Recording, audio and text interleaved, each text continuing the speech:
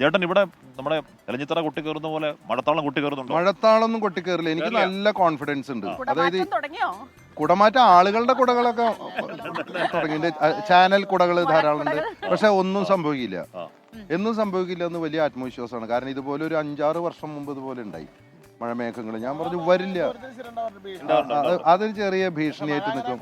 പക്ഷെ എന്താ അറിയോ, ഇതൊരു കരുതലിന് വേണ്ടിയാണ്, കരുതലിന് വേണ്ടി തയ്യാറെടുപ്പാണ്. രണ്ടുപേരും ഇത് ജയേന്ദ്രൻ ചേട്ടന് തന്നെ ഈ വർഷം പൂരത്തിന് ഇല്ലാത്ത നമ്മുടെ ഗുരുനാഥൻ ഭാവഗായകൻ ജയേന്ദ്രൻ ചേട്ടൻ പുണ്യാളൻ അഗർബത്തീസിന് വേണ്ടി പാടിയ ഞാൻ അഭിനയിച്ച പടം, രഞ്ജിത് ശങ്കർ എന്ന തൃശ്ശൂക്കാരന്റെ പടം. നാടിനൊത്ത നടുവില്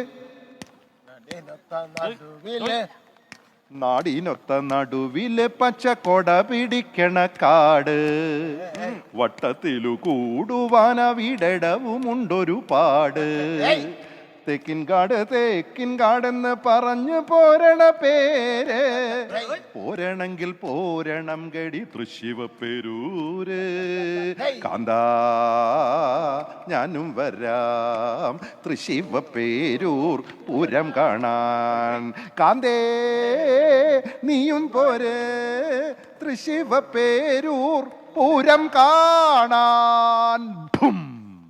മുകളിലേക്ക് ഒരു ഡൈനാമിട്ട് അങ്ങോട്ട് വിട്ടപ്പോൾ 10,000 ഡൈനാമിട്ട് ആകാശത്ത് പുത്തുന്നുണ്ട്. പക്ഷേ ഏശില്ല, മഴ പെയ്യില്ല. അഷ്മിക്ക് ഉറപ്പ് തരാം, മഴ പെയ്താലും പൂരത്തിന് സംഭവിക്കില്ല. പൂരത്തിന് എന്നും 24 വയസ്സാണ്. Pooram okay, thank U.